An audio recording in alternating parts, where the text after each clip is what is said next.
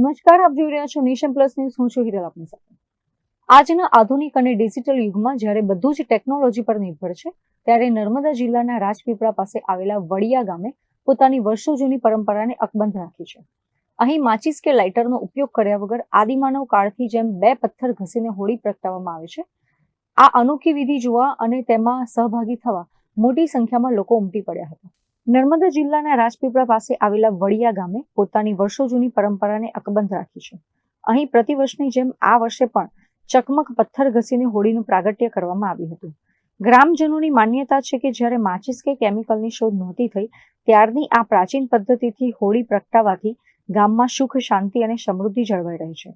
ગામના આગેવાનો અને સરપંચની હાજરીમાં પથ્થરો ઘસીને તેમાંથી નીકળતા તણખા વડે રૂ અને છાણા સળગાવી અગ્નિ પ્રગટાવવામાં આવ્યો હતો. ફાગણ સુદ પૂનમ હોળીનો તહેવાર છે. આજે અમારા વડિયા ગામમાં અમારી આદિવાસી પરંપરા મુજબ વર્ષોથી અમે હોળી પ્રગટાવીએ છીએ. અમારા ગામમાં નવીનતા એ છે કે અમારી વર્ષો જૂની જે પરંપરા છે કે બે પથ્થરને ઘસીને એ પથ્થરનો તણકો જ્યારે એ રૂ પર લેવામાં આવે છે, રૂ પરથી લઈને રૂને થોડુંક હાથથી હલાવીને પછી ઘાસના પાંદડામાં લઈએ છીએ અને એ પાંદડા હલાવીને પછી અમે એ આગ પ્રગટે છે. એ આગ પ્રગટ્યા પછી મૂકીને પછી અમે તુવરના ઘાસના પૂરાથી લઈને અમે હોળી માતાને પ્રજ્વલિત કરીએ છીએ અને હોળી માતા પ્રજ્વલિત થયા પછી અમે ઘાસના પૂડા લઈને ચારે બાજુ ફરીએ છીએ.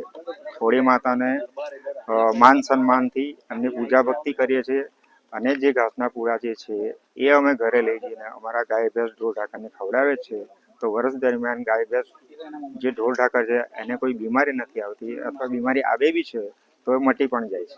હોળી પ્રગટાવ્યા બાદ આદિવાસી સમાજ દ્વારા પારંપરિક નૃત્યની રમઝટ બોલાવવામાં આવી હતી.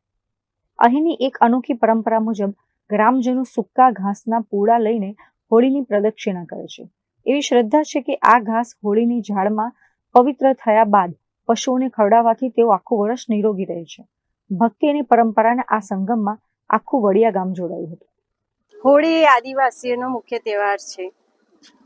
પરંપરાગત રીતે હોળી અમારા ગામમાં વર્ષોથી ઉજવવામાં આવે છે. પહેલાના જમાનામાં જ્યારે માચિસની શોધ પણ નથી થઈ ત્યારનું જે પથ્થર ઘસીને ચકમકથી જ હોળી પ્રગટાવવામાં આવે છે અને એ પરંપરા અમે આજે દિન સુધી જાળવી રાખી છે. હોળી પ્રગટાવીને ગામના મહિલાઓ, પુરુષો અને બાળકો બધા જ હોળીની પ્રદક્ષિણા કરે છે અને ગામના લોકો પૂડા લઈને હોળીની પ્રદક્ષિણા કરે છે. માન્યતા અનુસાર માનવામાં આવે છે કે એ પૂડા પશુઓને ખવડાવવામાં આવે છે તો એ બીમાર થતા નથી. આજે પણ અમે એ પરંપરા જાળવી રાખી છે અને આવનાર સમયમાં પણ જાળવી રાખીશું. Deepak Jagtap, Nation Plus News, Rajpipla.